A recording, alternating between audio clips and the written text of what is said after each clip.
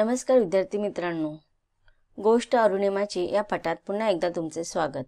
आज आपण कुमार भारती पाठ्यपुस्तकातील धडा क्रमांक 11 अभ्यासणार आहोत आणि या धड्याचा सेशन क्रमांक 4 आहे। या धड्याच्या आतापर्यंत आपण पाहिला अरुणिमाचा प्रवास पाहिला। रेल्वेमध्ये झालेला तिच्यावरचा तो अपघात, या अपघातामध्ये गेलेले तिचे दोन्ही पाय, त्याच्यानंतर तिच्या जीवनातील तिचे ध्येय, ते ध्येय पूर्ण करण्यासाठी तिने घेतलेले कष्ट, ह्या सगळ्यांचं वर्णन आता आपण पाहिलेलं आहे। आता प्रत्यक्ष वेळ येत आहे की एव्हरेस्ट सर करताना तिला काय अनुभव आला, त्याचं वर्णन आता आपण प्रत्यक्ष पाठाच्या माध्यमातून जाणून घेऊया।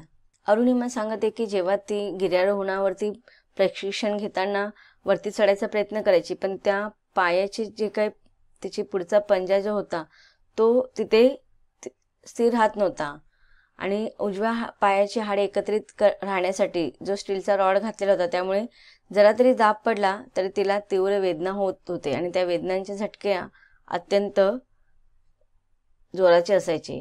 आणि तिच्या अशा अवस्थेमुळे प्रथम तिच्यासोबत यायला तिचा शेर्पा पण तयार होईना।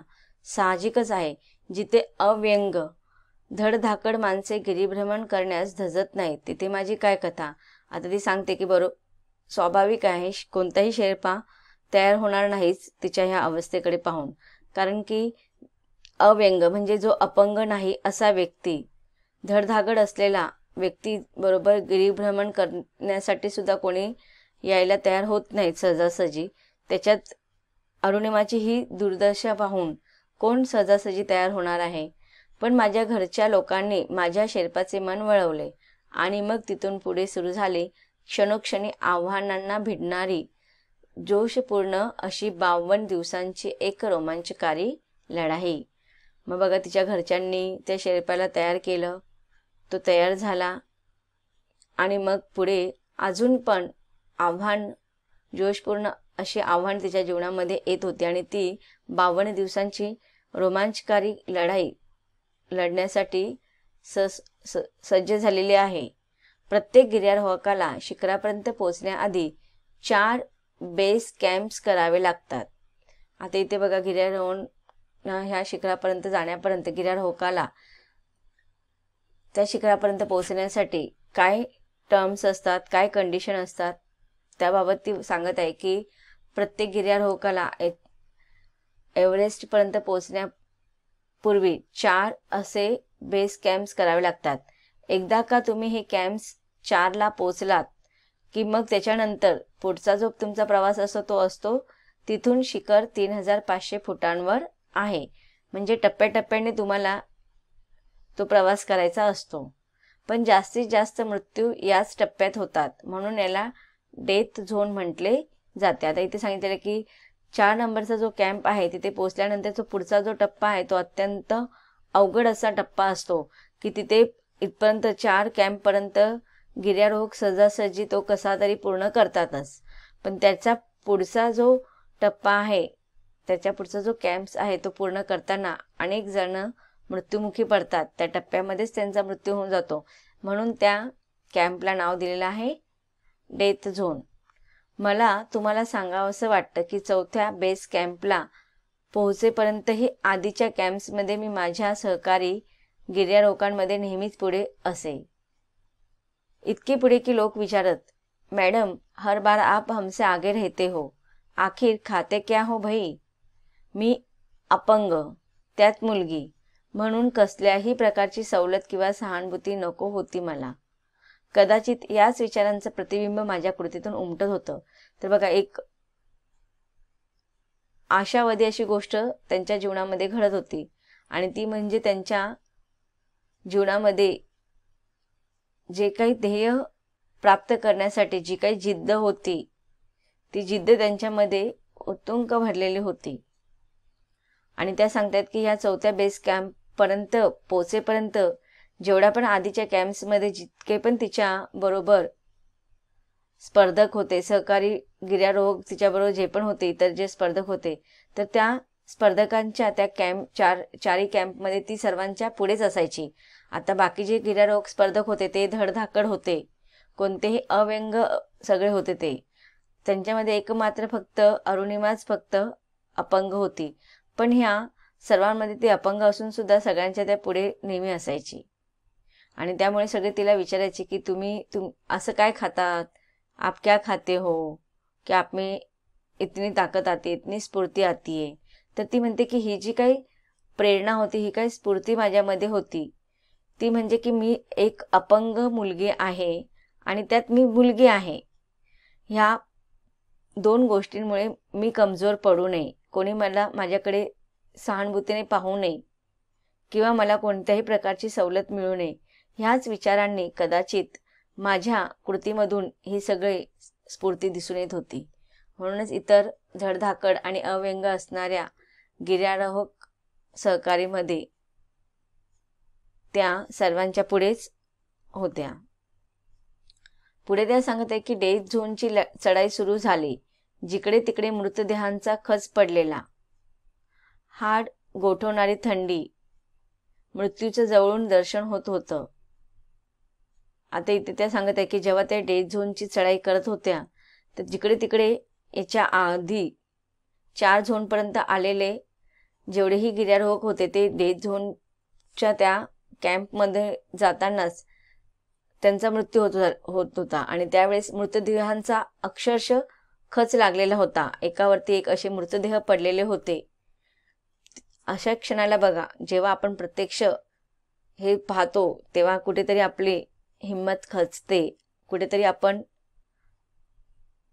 आपलं मन तिथे घाबरतं, बिथरतं. पुढे त्या सांगतात की हाडं गोठवणारी अशी थंडी तिथे होती आणि मृत्यूचं जवळून प्रत्यक्ष ते दर्शन प्रत्येक क्षणाला त्यांना होत होतं. मला आदल्या रात्री भेटलेल्या बांगलादेशी गिर्यारोहक मृत्युमुखी पडलेला दिसला. आता ते सांगत आहे की माझ्याच एक सहकारी गिर्यारोहक होता.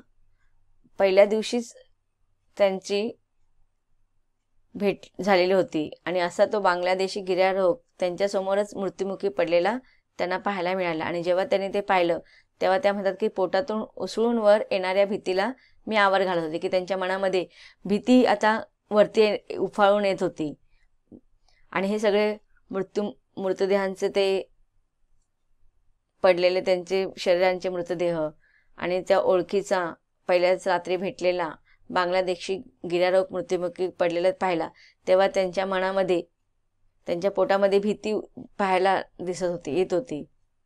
आणि त्यावेळेस त्या स्वतःला समजवत होत्या, मनाला आवर घालत होत्या, तुला मरायचं नाही अरुणिमा, तुला मरायचं नाहीये.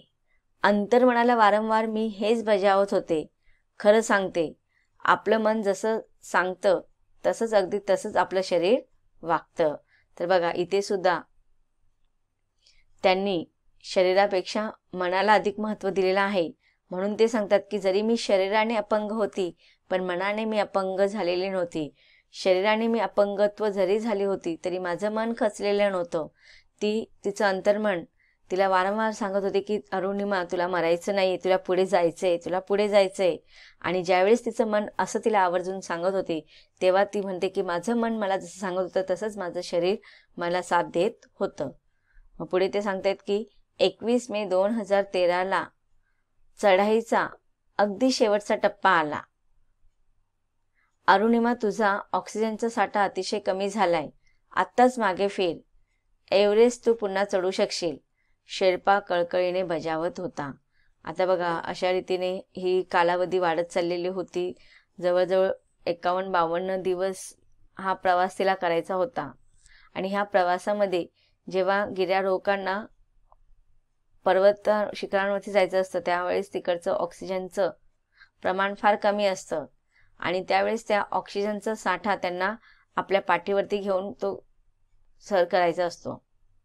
आणि त्या 21 मे 2013ला जेव्हा चढाईचा शेवटचा टप्पा आला होता तेव्हा तिचा ऑक्सिजनचा साठा खूप कमी झालेला होता.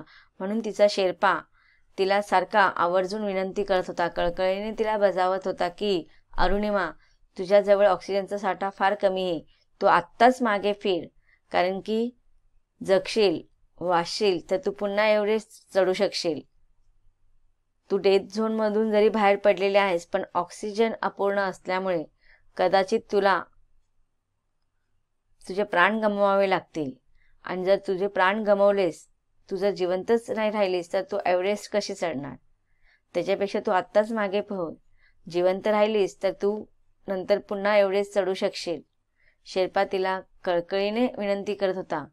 पण अंतर्मनात कुठेतरी मला ठाऊक होतं की, तिचं अंतर्मन कुठेतरी सांगत होतं की नाव ऑर नेव्हर, म्हणजेच आत्ताच, नाहीतर मग पुन्हा कधीच नाही. म्हणजे ती म्हणते की मला जे काय एव्हरेस्ट सर करायचे ते आत्ताच करायचं आहे. मला ही संधी आत्ताच पाहिजे. मला आत्ता ही संधी गमवायची नाही आहे. मी जर आत्ताच काही केलं तर होऊ शकेल, मला नंतर ते होऊ शकणार नाही. आत्ताच, नाहीतर पुन्हा कधीच नाही. आता अगदी या क्षणी जर एव्हरेस्ट सर केलं नाही तर माझ्या लेखी माझ्या शरीराने मृत्यूला कवटाळण्यासारखेच होते ना. आता ती काय सांगत आहे की जी गोष्ट माझी मन मला करायला प्रवृत्त करत होतं आणि त्याला माझं अपंगत्व असलेलं ते शरीर साथ देत होतं. मग जर मी आता या क्षणाला मागे पडली, आता या क्षणाला मी घाबरली आणि आता या क्षणाला जर मी एव्हरेस्ट सर नाही केला, तर माझ्या लेखी माझं ते मरणच असणार आहे. शरीराने मृत्यूला कवटाळण्यासारखंच होतं ते. शिवाय पुन्हा एकदा इतकी सगळी स्पॉन्सरशिप उभी करणं, या अग्निदिव्याला तोंड द्यावं लागलंच असतं. मग ती म्हणते, जर मी शेर्पाचं ऐकलं असतं आणि पुन्हा आता मी मागे फिरली असती आणि स्वतःचा जीव वाचवण्यासाठी मी मागे फिरेल, पण पुन्हा जेव्हा कधी मला एव्हरेस्ट चढण्याचं असेल तर तेव्हा हे सगळी मेहनत मला पुन्हा करावी लागणार. ह्या अग्निदिव्यातून मला पुन्हा परीक्षा द्यावी लागणार. ही स्पॉन्सरशिप मला पुन्हा उभी करावी लागणार. हे सगळे खटाटोप, हे जे काही माझं इतक्या दिवसांचं जे काही स्वप्न आहे, इतक्या दिवसाचे ध्येय सिद्ध करण्यासाठी जे काही मी अथक असे प्रयत्न केलेले आहे, असे मृत्यूला समोर पाहून मी जे काही मृत्यू माझ्या डोळ्याच्या समोर दिसत असताना मी तेव्हा घाबरले नाही. अखेर मी एव्हरेस्ट शिखरावर पोहोचले. हा ऐतिहासिक क्षण कॅमेऱ्यात साठवण्याची मी शेर्पाला विनंती केली. आता बघा, हे सगळ्या मनाची चलबिचलता, शरीराची साथ, ह्या सगळ्या गोष्टी आणि मनातील ते ध्येय पूर्ण करण्याची जिद्द, ही पुढे त्याचा परिणाम असा होतो की अखेर अरुणिमा एव्हरेस्ट शिखरावर पोहोचते. आणि हा ऐतिहासिक जो क्षण होता तिच्या जीवनातील, तो कॅमेरामध्ये साठवण्यासाठी ती शेर्पाला विनंती करते की तिचा फोटो काढ. फोटोसाठी माझा शेवटचा साठा उरलेला ऑक्सिजनचा मास्क मी काढला. मी तशी मरणारच होते, पण माझ्या यशाचे पुरावे असणे अत्यावश्यक होतं. आता ती म्हणते की बघा, एवढ्या उंच शिखरावरती विना ऑक्सिजनच्या मास्कशिवाय तिथे कोणी उभं राहू शकत नव्हतं. क्षणभरात त्या व्यक्तीचा मृत्यू होऊ शकत होता. पण तो जो ऐतिहासिक क्षण, जे स्वप्न तिने बाळगले होतं, एव्हरेस्ट सर करण्याचे जे स्वप्न तिने उराशी घेऊन ती हे सगळ्या गोष्टी, तिच्या अपंगत्वावर मात करून ती पुढे जाण्याचा जो काही प्रयत्न करत होता, तो ऐतिहासिक क्षण आलेला होता. आणि तो कॅमेऱ्यात साठवण्यासाठी ती फोटो काढण्यासाठी शेर्पाला विनंती करत होती. कारण की तिला माहिती आहे की तिचा जो ऑक्सिजन, ह्या फोटो काढण्यासाठी तिने स्वतःचा शेवटचा साठा असलेला ऑक्सिजनचा मास्क पण बाजूला काढला. आणि त्यावेळेस तिचा फोटो तिच्यासाठी महत्त्वाचा होता. कारण की तिला माहिती होती की कशी ना कशी मी मरणारच आहे. पण माझ्या मेल्यानंतर मी जे काही यश संपादन केलेलं होतं, तो यश संपादन करण्याचे पुरावे असणे माझ्यासाठी त्यावेळेस खूप अत्यावश्यक होते. म्हणून ती त्या शेर्पेला सारखी ते ऐतिहासिक क्षण कॅमेऱ्यामध्ये साठवण्यासाठी, फोटो काढायला सांगण्यासाठी ती विनंती करत होती. फोटो नंतर शेर्पाला मी व्हिडिओ क्लिप घेण्यासाठी तयार केलं. आता त्याने फोटो काढला, नंतर ती त्याला कशासाठी विनंती करते, कशासाठी तयार करते की तो तिकडचा सगळा व्हिडिओ क्लिप करण्यासाठी ती त्याला तयार करते. आधीच पित्त खवळलेल्या शेर्पाने चिडत का असेना पण व्हिडिओ घेतला. आता बघा, त्याला पित्त खवळणे म्हणजे खूप क्रोधित होणे, खूप राग येणे, की एकतर तिची ती अपंग अवस्था पाहून, तिची ऑक्सिजन पूर्ण संपत आलेला होता आणि ती ऑक्सिजन बाजूला काढला तर तिचा त्यावेळेस तिला धोका होऊ शकत होता तिच्या जीवाला. पण त्यावेळेस तिला तो ऐतिहासिक क्षण कॅमेऱ्यामध्ये टिपवायचा होता आणि तिचा व्हिडिओ तो काढायचा होता. आणि यासाठी ती तिला विनंती करत होती, शेर्पाला विनंती करत होती. पण त्या शेर्पा जो होता तो तिच्यावरती खूप चिडलेला होता. पण कसाही चिडत का असेना, पण त्याने तिचा व्हिडिओ घेतला आणि अखेर मी भारताचा ध्वज एव्हरेस्टवर फडकवला.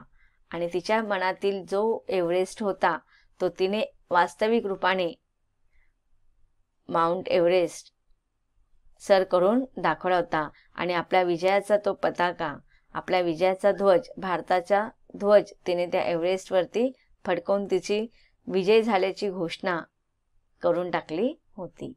तर विद्यार्थी मित्रांनो, अपघातानंतर स्वतःला सिद्ध करण्यासाठी जे ध्येय तिने पाहिले होते अरुणिमाने, त्याचं वास्तव्य तिने करून दाखवलं, ते सत्यामध्ये उतरवून दाखवलं. आणि अथक प्रयत्नाने तिने आपल्या विजयाचा, भारताचा ध्वज एव्हरेस्टवरती फडकवला. आणि अशा रीतीने ते यशस्वी तिच्या त्या परीक्षेमध्ये किंवा तिच्या त्या ध्येयामध्ये ती उत्तीर्ण झालेली होती.